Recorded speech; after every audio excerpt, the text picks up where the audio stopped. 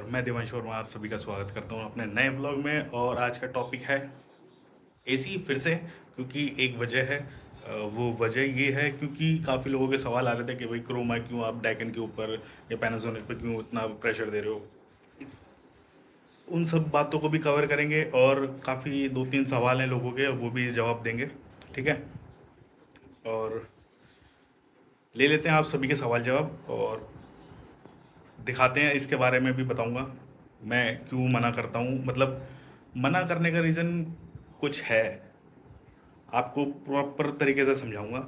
ठीक है, फिर डिसीजन आपका है, क्योंकि देखो मेहनत के पैसे होते हैं हर किसी के। अगर ये चीज़ मैंने ली है तो इसका मेहनत का पैसा भी अपना ही है। ठीक है, कोई ऐसा वैसा नहीं है। तो वो सब चीज़ें मैटर करती हैं। आपका पास भी जो पैसा है वो भी मेहनत का ही है। ठीक है, तो ये सब चीज़ें मायने रखती हैं वाकई में। और ऐसा होता है ना, क्योंकि देखो अपना जैसा मैं ये एसी मेरे पास है क्रोमा का। ठीक है, और मैं क्रोमा यूज़र हूँ, जैसे कि मैंने काफ़ी व्लॉग में बोला भी है। और इसका फीडबैक देना सही और गलत वो मेरे जिम्मेदारी है। ठीक है, और आपके ऊपर डिपेंड करता है कि आप वो चीज़ लो या ना लो। ठीक है, इस सब चीज़ों को भी ध्यान में रखा करो। और मैंने अपने चाचों को भी डाइकन का एसी दिलवाया है, और पिछला ब्लॉग में देख लेना, ये नहीं तो मैं लिंक दे दूंगा डिस्क्रिप्शन में, उसमें आप जा करके देखना। और मैंने इसी कई वजहों से ये अपने घर में मैंने किसी को रेफर नहीं करा कि ये लो, और डाइकन का ही या पैनासोनिक का ही करा था। अब वो एक वजह थी, जिस शोरूम में हम गए थे वहाँ पे पैनासोनिक था नहीं, तो डाइकन अवेलेबल था तो हमने डाइकन ले लिया था। ठीक है, तो ये सब बात थी। और अभी कर लेते हैं जी कुछ सवालों के जवाब। ठीक है, सीन कुछ ऐसा है, एक भाई का कमेंट आ रखा था जो कि मैंने स्क्रीन पर लगा रखा है अभी। और वो भाई ये कह रहे थे कि C1 का मतलब 1.25 टन होता है और C3 का मतलब 0.8 टन होता है, मतलब 0.5 टन होता है। ठीक है, तो वो उन्होंने कहा था कि मैनुअली इसका चेक करो। तो मैं अभी एक स्क्रीन पे एक फ़ोटो और लगा देता हूँ, फ़ोटो बोले तो या स्क्रीनशॉट लगा देता हूँ एक, और वो चेक करो, उसमें पता चल जाएगा C1 का मतलब क्या होता है और C3 का मतलब क्या होता है। ठीक है, C1 का मतलब होता है 0.5 टन पे चलना, और C2 का मतलब उससे ऊपर 1 टन पे, और C3 का मतलब 1.25 टन पे। और पूरी फुल पावर पे जब ये चलता है, यानी कि अपने 1.6 टन पे जब ये चलता है, तो ये अपने पूरे उस पे चलता है। जैसा कि मैं आपको पहले भी बता चुका हूँ कि इसके अंदर 4 मोड आते हैं कन्वर्टेबल के, और ये 1.6 टन का एसी है। और जो 2024 के जो एसी आ रहे हैं क्रोमा के, वो 5 वे कन्वर्टेबल हैं। ठीक है जी, ये तो हो गई इस भाई की बात। अब कर लेते हैं दूसरा क्वेश्चन ले लेते हैं अब। एक जीने शाह भाई हैं, उनका भी एक यही सवाल है कि अगर आपने पेमेंट करी है और आपने वो प्रोडक्ट लिया है तो उसमें आप ही की गलती है। ठीक है, मैं मानता हूँ कुछ परसेंट मेरी गलती है, क्योंकि मैंने रिस्क लिया था इसलिए क्योंकि इसकी कूलिंग कैपेसिटी बेस्ट थी, इसलिए मैंने ये रिस्क लिया था। क्योंकि पीसीबी पे वारंटी 5 साल की नहीं मिलती थी। 5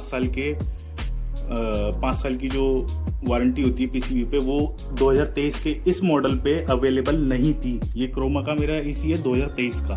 अब जो 2024 के आ रहे हैं उन पे सबों पे अवेलेबल है 5 साल की पीसीबी की वारंटी, उस पर उन सबों पे अवेलेबल है। बाकी इसकी कूलिंग कैपेसिटी बेस्ट थी, और इसमें देख सकते हो आप 5400 वाट है ये। हाँ, ये क्लियर हो गया ना, 5400 वाट। तो इस करके मैंने ये क्रोमा का सेट लिया था, और कोई वजह नहीं है, क्योंकि जिस बजट रेंज में ये आ रहा था ना कूलिंग कैपेसिटी के साथ, उस रेंज में कोई और सा था ही नहीं। पहली बात ये भाई उन भाई का जवाब हो गया। ठीक है, और ये मैंने अपने रिस्क पे उठाया था, और जो जो दिक्कत आई वो सर्विस के समय पे आई थी। देखो एक कंपनी टाटा है, भरोसा है पूरा। ठीक है, अब भाई ऊपर चढ़ करके ब्लॉग बना रहा हूँ, थोड़ा एडजस्ट कर लेना। और बाकी है ना, देखो अपने ऊपर रिस्क लेकर के लिया है, क्योंकि देखो एक एग्जांपल के तौर पर मैं आपको बताऊं, क्योंकि जैसे टाटा की कारें होती हैं, ठीक है, क्वालिटी में एक नंबर है। ठीक है, उसी प्रकार है ना ये भी है। और जब वोल्टास भी है, ठीक है, वोल्टास में क्या था, उसमें कूलिंग कैपेसिटी इतनी नहीं आ रही थी जितनी इसके अंदर है, इसीलिए मैंने ये लिया। और दूसरी बात, जो क्वालिटी है भाई, एसी की जो कूलिंग की जो क्वालिटी है, नो डाउट बहुत बढ़िया है। बाकी जैसे एक एग्जांपल, जैसे मैं अभी आपको बता रहा था कि एग्जांपल टाटा की कारों का और उनकी सर्विस का, सर्विस के बारे में काफ़ी सुना है, काफ़ी वीडियो हैं कि सर्विस काफ़ी बेकार रहती हैं। हालांकि टाटा ने, अगर और गाड़ियों के कंपैरिजन में देखा जाए तो बहुत बढ़िया गाड़ियां हैं उनकी। बाकी जो सर्विस है, जो वहाँ के सर्विस वाले जो बंदे हैं वो सही से नहीं कर पाते, और काफ़ी ज़्यादा कंप्लेंट है उनकी, काफ़ी वीडियो वायरल हो रखी है उनके नाम की। वैसे ही इसकी भी सेम है इसका भी प्रोसेस। जैसे टाटा की गाड़ियों का सर्विस वालों का है ना, वैसे इन एसीओ के सर्विस वालों का भी यही चक्कर है।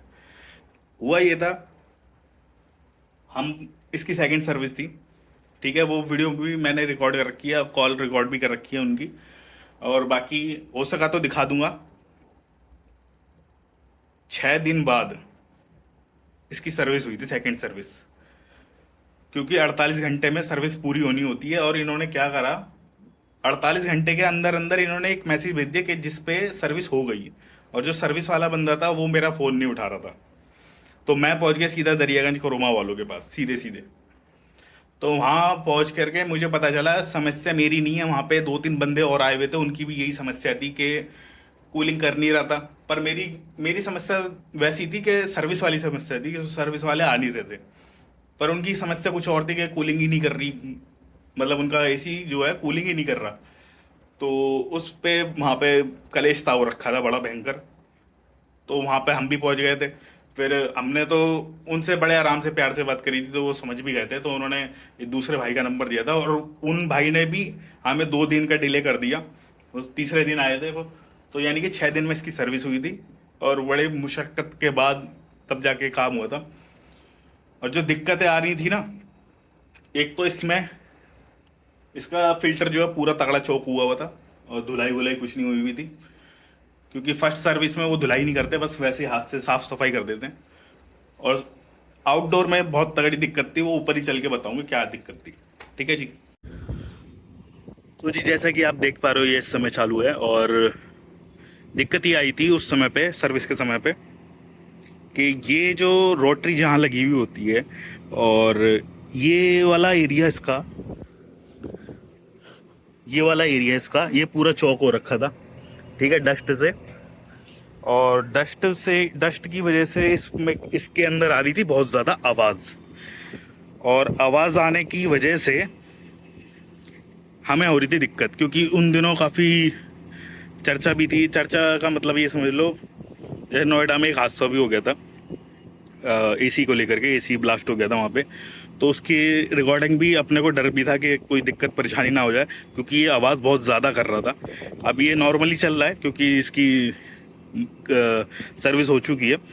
और बाकी भाई देखो, डर तो लगा ही रहता है, क्योंकि इलेक्ट्रॉनिक चीज़ें ख़राब भी हो जाती हैं, कुछ दिक्कत परेशानी जैसे आई थी।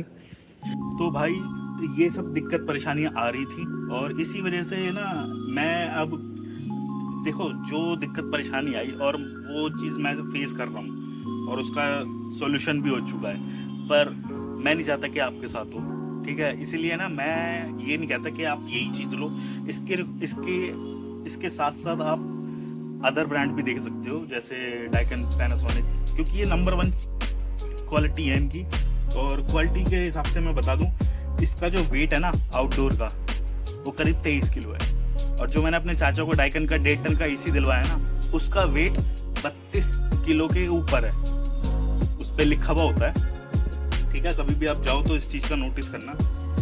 तो उसकी जो रोटरी लगी हुई है ना, उसके वो अंदर से भी कवर्ड है, और ये जिसकी जो रोटरी है ना, वो अंदर से कवर्ड नहीं है, और उसी की वजह से ये इतनी थोड़ी वाइब्रेशन भी करता है, और आवाज़ बहुत ज़्यादा करता है।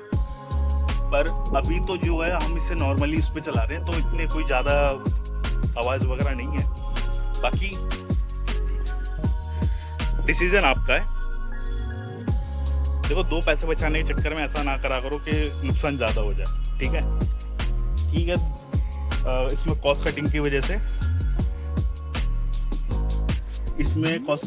से इसकी थोड़ी क्वालिटी हल्की रखी गई है, पर कूलिंग ठीक है इसकी, मैं ये नहीं कह रहा कि कूलिंग बेकार है, पर हाँ प्रोडक्ट में जहाँ कॉस्ट कटिंग होती है वहाँ पे कहीं ना कहीं कंपनी खेल तो कर ही जाती है। पर डाइकन में ऐसा नहीं है। डाइकन का एसी आउटडोर का भी भारी है और इंडोर का भी भारी है। इंडोर का मेरे ख्याल में 13 किलो का है और इसका जो इंडोर का एसी है वो 11 साढ़े 11 किलो का है, तो ये फर्क है। ठीक है ना, चलते हैं जी आगे की ओर। तो जी जैसा कि आप देख पाए हो, ऊपर से अभी मैं जस्ट अभी नीचे आया हूँ, और एसी की रिगार्डिंग अगर मैंने अपने चाचा को एसी का रिकमेंड नहीं करा, डाइकन का दिलवाया है, तो कुछ सोच समझ कर ही दिलवाया होगा। ठीक है ना, और दिक्कत परेशानी आती है हर किसी चीज़ में, इलेक्ट्रॉनिक चीज़ें कोई भी ख़राब हो सकती है, कोई भी ठीक हो सकती है। ठीक है, बाकी ये है कि भी जो अगर आप पैसा इन्वेस्ट कर रहे हो तो सही इन्वेस्ट जगह कर लो तो ज़्यादा अच्छा है। तो भाई अगर कोई सलाह दे सही आपको तो ले लेनी चाहिए, ये नहीं कि भी हम तो जी वो करेंगे ये करेंगे वो करेंगे, पर भाई गलती मत करना। ठीक है, पैसा आपका है, आप जैसा मर्जी इन्वेस्ट करो। अगर आपको ये लेना ये ले लो, वो लेना वो ले लो, कोई दिक्कत नहीं है। दिक्कत तब पता चलेगी जब आपके साथ होगा। मैं तो नहीं चाहता कि ना हो, पर अगर आप गलती करोगे तो देखो भुगतना तो पड़ता ही है। ठीक है ना, और एक मिनट फ़ोन आ गया जरा मम्मी का। मिलते हैं जी फिर किसी नए ब्लॉग में, क्योंकि ये आखिरी ब्लॉग था। मैं आखिरी मतलब ये वाला एसी के लिए मैं आखिरी ब्लॉग बना रहा हूँ, और इसके क्योंकि क्वेश्चन काफ़ी आ रहे थे तो मैंने सोचा कि आपको जवाब दे दिया जाए, और तभी समझ पाएगा बंदा। मिलते हैं जी किसी नए ब्लॉग में, तब तक के लिए जय श्री राम।